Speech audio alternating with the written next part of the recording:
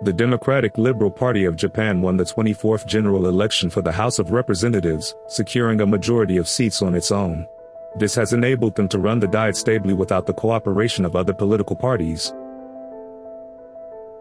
However, Shigeru Yoshida believed that economic recovery and the conclusion of a peace treaty must be achieved at all costs. Therefore, seeking further stability in his government, he proposed a coalition with the Democratic Party, a fellow conservative party. However, at the time, there were differences of opinion within the Democratic Party regarding the coalition. The Inukai faction, centered around Takeshi Inukai, supported the coalition. The people chose the Democratic Liberal Party of Japan, not us. The politics that the people want should be carried out. So we will form a coalition with the Democratic Liberal Party of Japan and become the ruling party. This was their argument. On the other hand, the Yoshida faction, led by Hitoshi Yoshida, was opposed to the coalition. The Democratic Liberal Party of Japan has nearly 4 times as many seats as we do. If we ally with the Democratic Liberal Party of Japan now, we risk being swallowed up. It's not a good idea to get close to the Democratic Liberal Party of Japan. It could accelerate the division between left and right. We should be in the opposition. As such, the Democratic Party was in serious conflict over its coalition. However, by this point, Hitoshi Yoshida had already lost his influence and stepped down from his position as party president.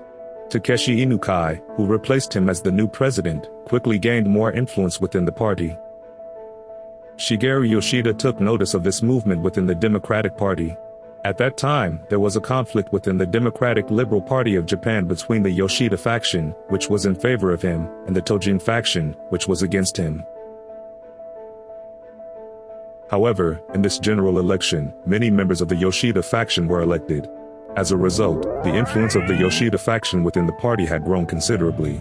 Therefore, Shigeru Yoshida made a somewhat forceful decision to include members of the Democratic Party's Inukai faction in the third Yoshida cabinet. The Yoshida faction within the Democratic Party, which was opposed to the coalition, strongly opposed this. This incident has made it inevitable that the Democratic Party will split. Thus, the third Yoshida cabinet was composed of the Inukai faction of the Democratic Party and the Yoshida faction of the Democratic Liberal Party of Japan. The Yoshida faction held a particularly large share of the cabinet. There were people who acted together in accordance with Shigeru Yoshida's policies. Furthermore, many of the Yoshida faction members had experience as bureaucrats running the government. As a result, they excelled not only in formulating policies but also in putting them into practice. By surrounding himself with such talented people, the third Yoshida cabinet established a system of strong leadership centered around Shigeru Yoshida. This was what is known as a one-man system. Furthermore, Shigeru Yoshida served not only as Prime Minister but also as Minister of Foreign Affairs. From then on, he based himself in the foreign minister's official residence and gathered people close to him and his entourage. As a result, decision-making gradually became centralized, with important decisions that would determine Japan's future direction now being made in the foreign minister's office. Thus, the third Yoshida cabinet aimed for full-scale economic recovery while keeping pace with the shift in U.S. occupation policy. To achieve this, the first priority was to stabilize the Japanese economy based on the 9 economic stabilization principles. Under these circumstances, the U.S. government sent the Joseph Dodge to Japan. He was a banker who served as president of the Bank of Detroit.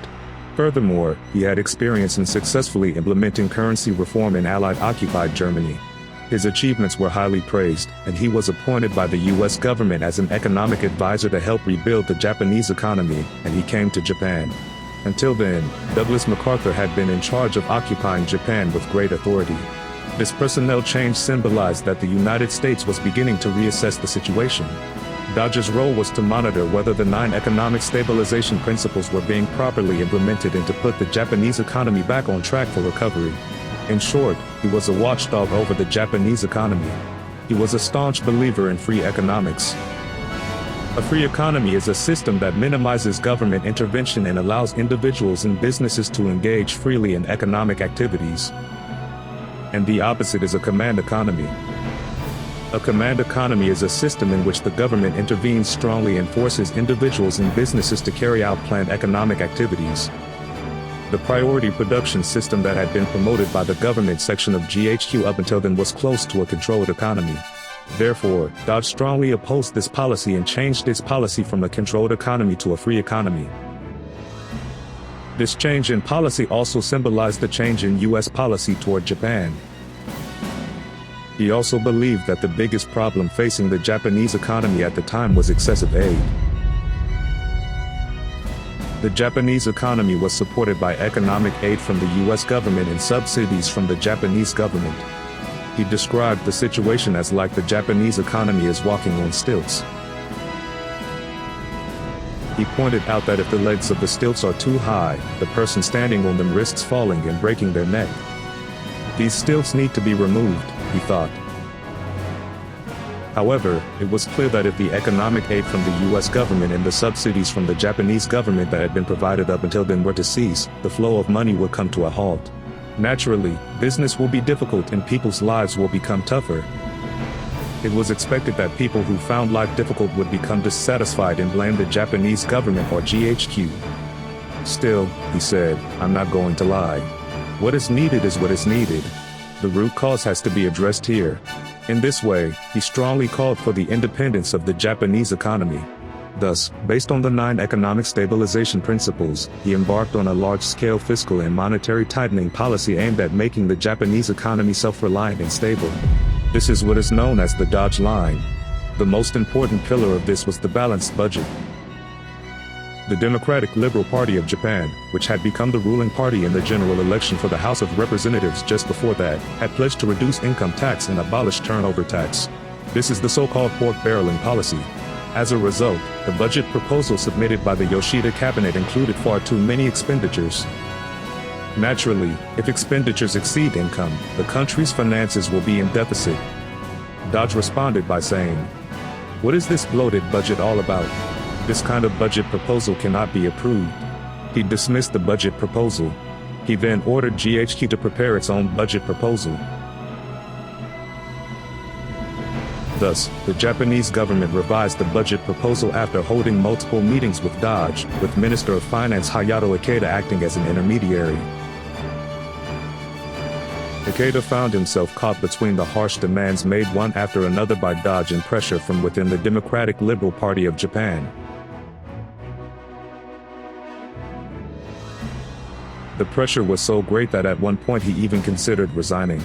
However, Prime Minister Shigeru Yoshida did not allow him to resign, because Dodge had a high opinion of his abilities.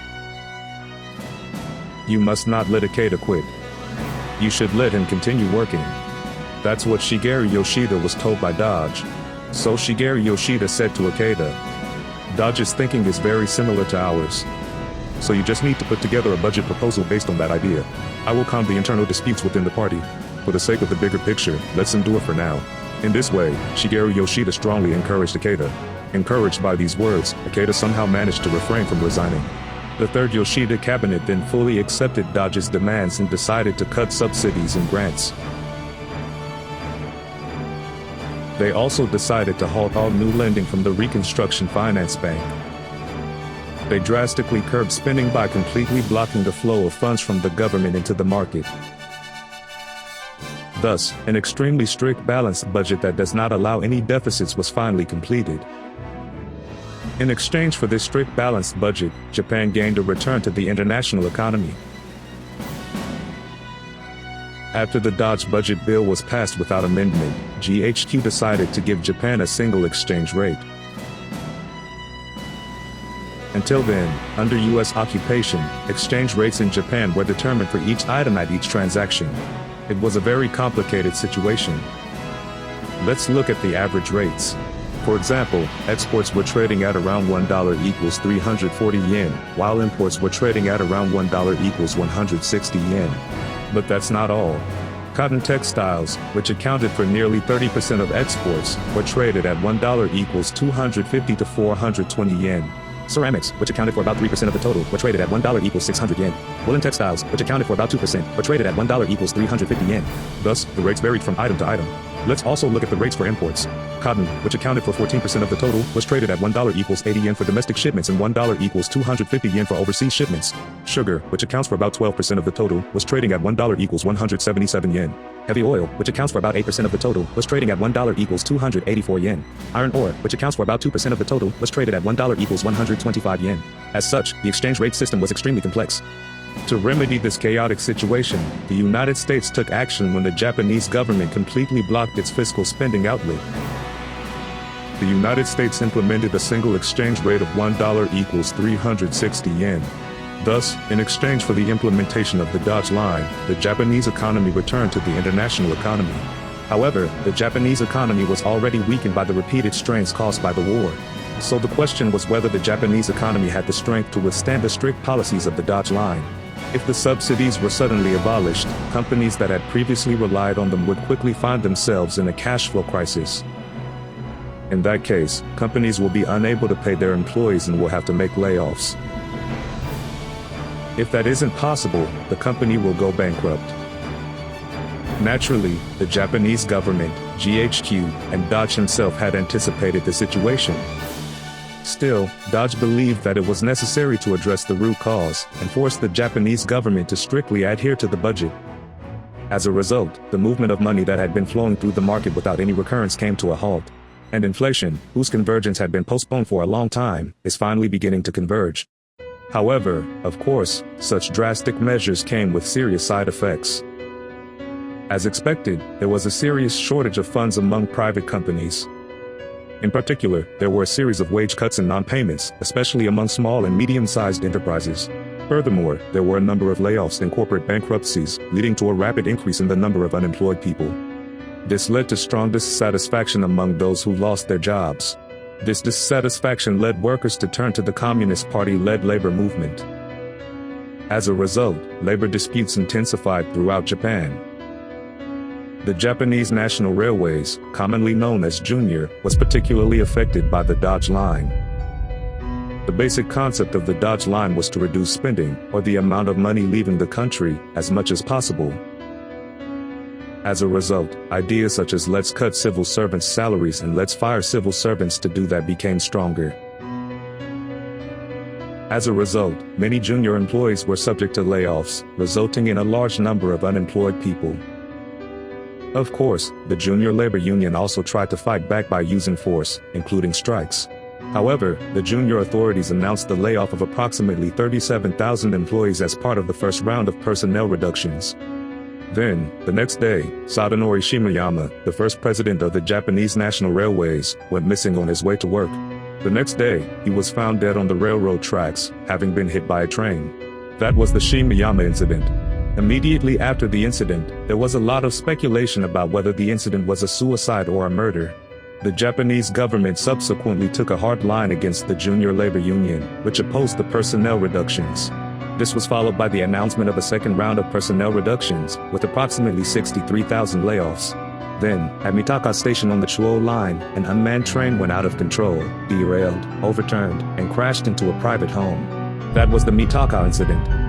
The incident left 6 people dead and 20 injured. Police have arrested a union member who was fired from the Japanese National Railways as a suspect. The police then expressed the view that communists are leading the social unrest. Furthermore, a train derailed and overturned near Matsukawa Station on the Tohoku Main Line, killing 3 crew members. That was the Matsukawa incident. Near the scene of the incident was Toshiba's Matsukawa factory, where fierce labor struggles were taking place. Therefore, in this case too, the government announced that it is presumed that someone acted as a group and carried out a planned disruption.